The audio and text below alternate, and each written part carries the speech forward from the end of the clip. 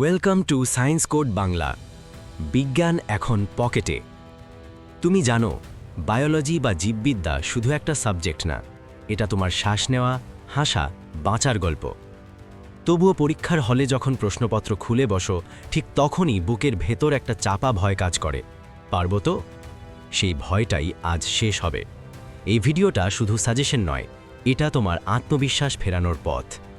আজ আমরা দেখব একাদশ শ্রেণী জীববিদ্যা সেমিস্টার 2 ফাইনাল এক্সামের জন্য উদ্ভিদের শ্বসন বা রেসপিরেশন ইন প্ল্যান্টস অধ্যায়ের সেরা সাজেশন প্রশ্নগুলো, যেগুলো ঠিকমতো রপ্ত করতে পারলে তুমি শুধুই ফাইনাল পরীক্ষায় ভালো পাবে না, বরং নিজেকেই হারানো ভয়কেও হারাবে।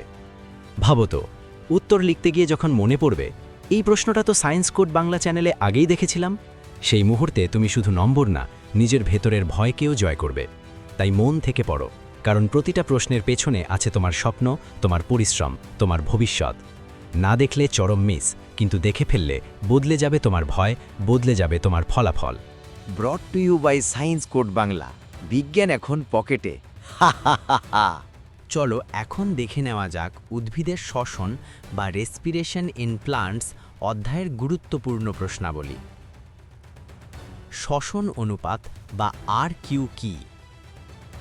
ক্রেবস চক্রের রেখাচিত্র আঁকো। এক অণু FADH2 জারিত হলে কত অণু ATP উৎপন্ন হয়? ল্যাকটিক অ্যাসিড সন্ধান ও কোহল সন্ধানের সমীকরণ লেখো। গ্লাইকোলাইসিসের দুটি তাৎপর্য লেখো। এক অণু শর্করার জারণে RQ কত হবে? ইলেকট্রন পরিবহন তন্ত্র বা ETS এর গুরুত্ব লেখো। EMP পথ কাকে বলে এবং কেন একে EMP পথ বলা হয়? প্রান্তীয় শ্বসনে অক্সিজেনের ভূমিকা আলোচনা করো।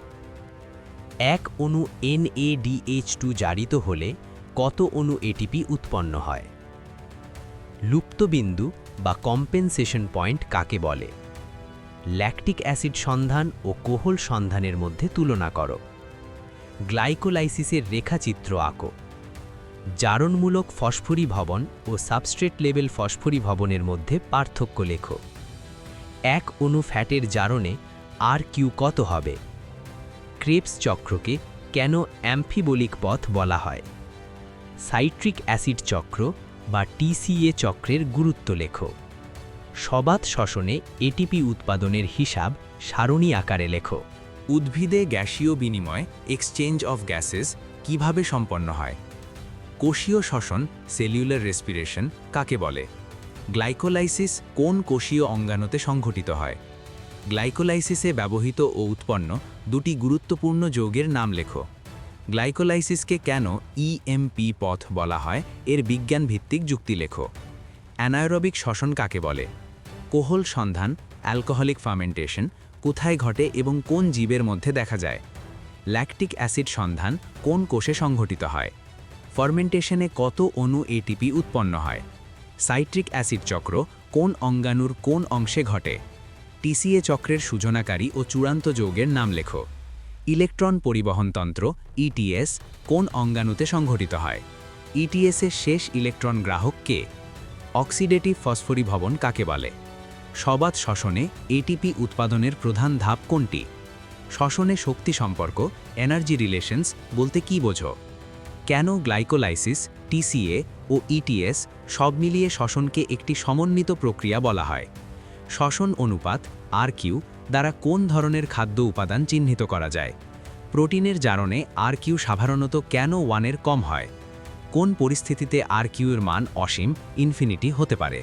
ব্রট to you by Science Code Bangla. বিজ্ঞান এখন পকেটে। কেমন লাগলো আজকের ভিডিও? কমেন্টে অবশ্যই তোমাদের মতামত জানিও। ভালো লাগলে একটা ছোট্ট লাইক আর বন্ধুদের মধ্যে শেয়ার করে দিও, যাতে তারাও উপকৃত হয়। আর হ্যাঁ, এই প্রশ্নগুলো ভালো করে রপ্ত করো, দেখবে পরীক্ষায় একেবারে ব্রহ্মাস্ত্র প্রমাণিত হবেই। আর যদি কোনো প্রশ্নের উত্তরে কোনো রকম সমস্যা হয়, তাহলে নির্দ্বিধায় আমাদের কমেন্ট বক্সে জানিও, আমরা তোমায় গাইড করবই। পরবর্তী পর্বে উদ্ভিদের বৃদ্ধি ও বিকাশ প্ল্যান্ট গ্রোথ অ্যান্ড ডেভেলপমেন্ট অধ্যায় থেকে আলোচনা জারি থাকবে। তাই আর দেরি কেন, সায়েন্স কোড বাংলাকে সাবস্ক্রাইব করে আমাদের এই ছোট্ট পরিবারে যুক্ত হয়ে যেও, দেখবে সাফল্য তোমায় আলিঙ্গন করবেই। আজকের মতো বিদায়। Thanks for watching.